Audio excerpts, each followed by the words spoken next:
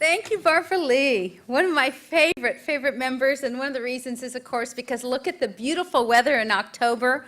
Always the case, I think, out here in the Bay Area, and I always make sure that I put it on my calendar every year to get up here to this wonderful district, not just because of Barbara Lee, who's doing a great job as an appropriator for us, not just for the nation and the country. When you look at some of the initiatives, I know you were just honored down in Mexico City for your Global AIDS Initiative, for example. So she's really doing a lot of God's work in the Congress. And I think, you know, to a certain extent, when we think of Berkeley and Oakland in this area, we really think of you as if there's only one vote, that's going to be one vote opposite of going to war or for peace or for these global initiatives, it better be Barbara Lee. And, you know, she never disappoints. So, Barbara, it's always a pleasure to be here. And, of course, Ron Dellums.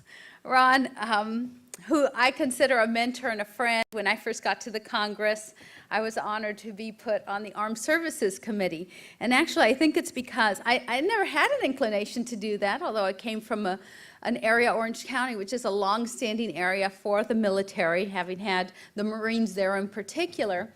And I think it was Ron Dellums who came to the caucus and said, we should put Loretta Sanchez on the military committee. And I think it was Nancy Pelosi, who of course at that time was sort of the senior woman from California helping me. And she said, well, why would that be? And Ron Dellums said, because Bob Dornan was on that committee and would just kill him to see Loretta Sanchez on the Armed Services Committee.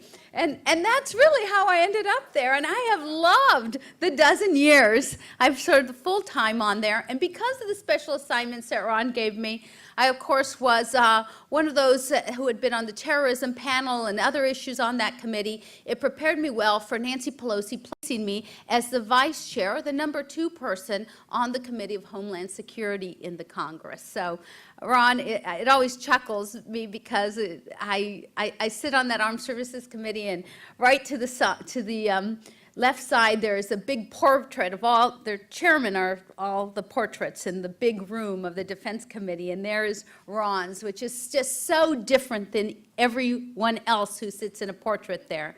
I mean, first of all, excuse the language, but all white guys up there. And then you have, well, white old guys, okay. And then you have Ron Dellums up there, and the beauty of that whole portrait, Ron, it's just beautiful, it's got this light from behind, this golden light, which is just the light of enlightenment. And when I look up there, that's what I think of, how articulate and how proud I felt with respect to your service and having served with you. And that continues, of course, for the city of Oakland. They should be very happy that they have you. And I also want to say hello to all the mayors and some of the city managers and some of the staff and some of the CEOs and people in technology. And what a great concept to talk a little bit about technology with respect in particular to Homeland Security.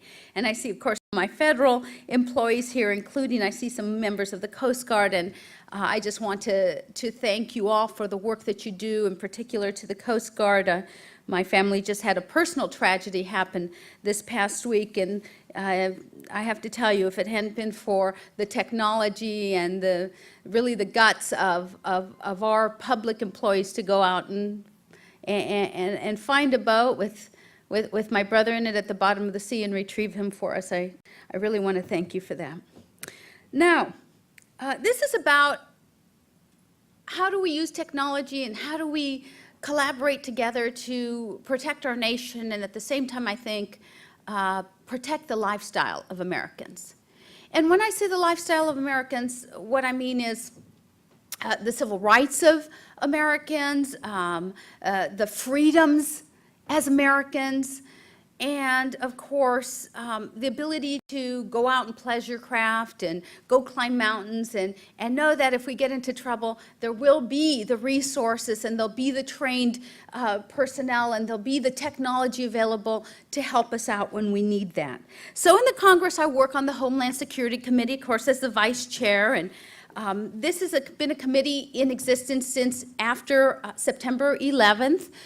It's been in since 2002, As a former strategist for Booz Allen and Hamilton, I will tell you that I've never seen an easy merger happen between two corporations, let alone between 22 different pieces of departments at the federal level, all thrown into a thing called Homeland Security Department. And so, of course, we have had chaos and calamity and confusion, all the C's happen over there at Homeland Security. It's a very difficult process at the federal level to get our act together. And it has not just happened at the administration's level, but it's also happened within the Congress. Imagine where there was not a committee before, and now all of a sudden there is a new committee. That means that the jurisdiction for that committee must come off of other committees, and the chairman will tell you how reticent chairmen are of letting go of any of their jurisdiction.